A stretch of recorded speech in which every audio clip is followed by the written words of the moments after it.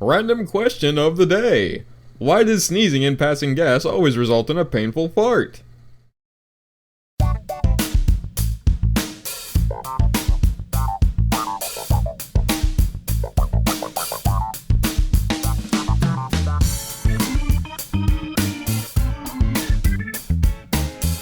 It would be senseless to question why my intro was what it was, but all you need to know, and what you've probably already deduced by now, is that I kinda suck at coming up with unique intros for each video.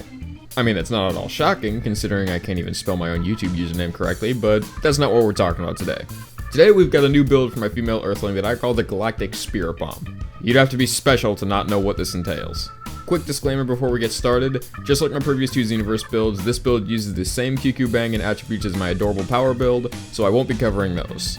Also, I couldn't find any extra stamina break combos that I didn't cover in said previous build or my Walking Meteor build, so we'll just skip that section and move right on to the other gear. Hikaryu's outfit this time around is made from the demon version of the battlesuit top, boots, and gauntlets which you can get by feeding yellow Majin children, and Towa's bottoms which are purchasable from the clothing shop.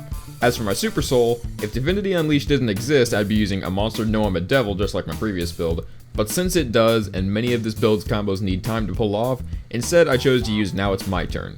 At this point, I think my reasoning goes unsaid. Now I already spoiled one of the skills of my build, so we might as well just go ahead and get to the rest.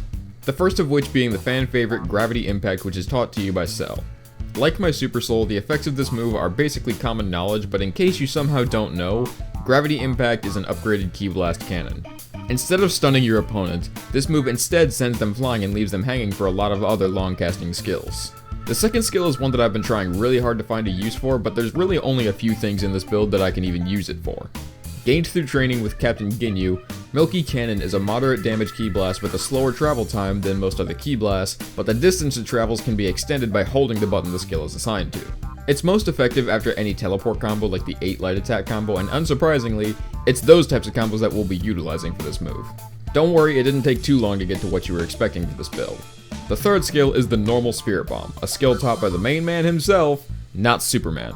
In Xenoverse 1, this skill was horrendously unreliable, but with the introduction of heavy stamina breaks, there's finally a place for the longest casting super in the game. Initially using the Spirit Bomb will make you take the stance that screams break my stamina, and after about 3 seconds will allow you to press the button again to throw the bomb. Despite how ludicrously long it takes to prepare to the Spirit Bomb, the damage if it lands is massive, making it one of the easiest match winners if you land a heavy stamina break. Now I've already implied that my fourth super is Divinity Unleashed, so let's move on to the ultimates. One of which is the ×100 Big Bang Kamehameha, which I think you can buy from the TP Metal Shop. Taking 5 total key bars, this move is essentially a harder hitting Super Kamehameha with a heavily reduced range and the novelty of doing a 180 if you fire it while you're unlocked from your opponent. The only time we'll be using this skill is after we land the second ultimate, the Super Spirit Bomb. I know it looks bad, but I didn't pick it for the novelty of this build's concept. There's actually a place where it can land, though it's still a bit inconsistent. Now, if you thought the casting time for the normal Spirit Bomb was bad, the Super Spirit Bomb is the definitive longest casting skill in the entire game. In fact, the casting time is so long that it is completely impossible to land the Super Spirit Bomb in a combo in a one-on-one fight. The only way that I can really think of to successfully combo into the Super Spirit Bomb is to do a light stamina break on your opponent, then have an ally spam Crusher Balls at them to keep them in the air while you use the Spirit Bomb. But there is a way to minimize the chance of your opponent avoiding it, and we'll talk about that in a second. The transformation I use here is Potential Unleashed.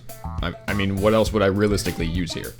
And my escape move being the least important is Angry Shout. It's not really here as a means of escaping, per se, and is more so just an extra means of key generation. Now before we actually get to the signature combos of this build, there's one extra caveat to this build's functionality. While this build is usable on almost every map, there's only one map where all of the combos can work, and that's the World Tournament stage. Obviously I can't bring up this massive restriction without starting with the 2 combos that require the map, so let's go right for it. Both of these combos involve landing the Super Spirit Bomb. I've tried all the ultimate setup skills I could think of, including Crusher Ball, Ego Kick, Dodoria Headbutt, a heavy stamina break, and all but the stamina break on maps with the tallest ceilings, but not a single one of them kept my opponent stunned long enough to guarantee a hit.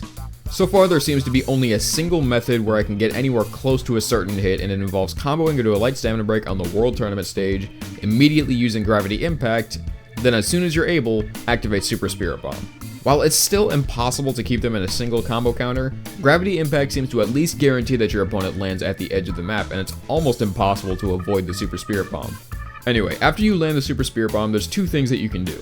If you have 5 key bars after the initial setup, you can run straight up to your opponent while they're trapped in the bomb and use the times 100 Big Bang Kamehameha. Just be sure that you get the timing right to maximize the damage. If you don't have the key for that, but you have at least 1 key bar to spare, after you toss the Super Spirit Bomb, immediately activate the normal Spirit Bomb and toss it as soon as you can. If your opponent has a long enough stamina bar, then instead of immediately using the normal Spirit Bomb, you can get closer and then toss the bomb after the first bomb explodes. This last signature combo might be the first installation of a new set of builds and combos that I'd like to call the Xenoverse Cheese. Start off by comboing into a heavy stamina break, then toss the normal Spirit Bomb as soon as your opponent gets on their feet. After they bounce up into the air, rush after them and do a 4 light attack combo or a 1 heavy 3 light attack combo depending on how you need to close the distance. Then after the teleport, immediately activate Milky Cannon and repeat that Milky Cannon combo until your opponent either gets all their stamina back or is knocked out. And that's yet another build in the books. Now before we go, I gotta say something about you guys sending me messages on Xbox Live. Yes, I read them. I read all of them, and I fully appreciate the kind words you guys have to share. However, as I'm sure most of you who send me those messages already know, I tend not to reply to them. Now that's not because I don't care about what you have to say, like I said, but I don't really ever respond to messages or party invites unless I plan on playing with people on my friends list. I know there's no way I won't sound at least a little bit like an asshole for that, but that's just the way it is. But am I asking you to stop sending me messages? No, actually, because I have an idea and I'd like to see if it sticks. This also stems from my inability to come up with a decent closer for each video, so this will be a neat little experiment. So what I'm asking of is this. Whenever you guys feel like it, send me a message on Xbox Live. Doesn't matter what it is, you can ask me a question, compliment, or even roast me. It can even be the most ridiculous and random message with no real meaning or reasonable context in the known universe. Anything will suffice. I'll then pick 3 of the best messages you send within a week and I'll put them at the end of each video. Sort of like a community spotlight kind of thing. We'll try that for a few videos and see how it clicks, and if it turns out to be a fun little addition to my content, we'll keep it. Anyway, the next build we'll be covering is the Double Key Cannon 2.0 for the female Saiyans, and I'll see you in the next video. Hold on a second, don't click off just yet, there's something I need to address real quick.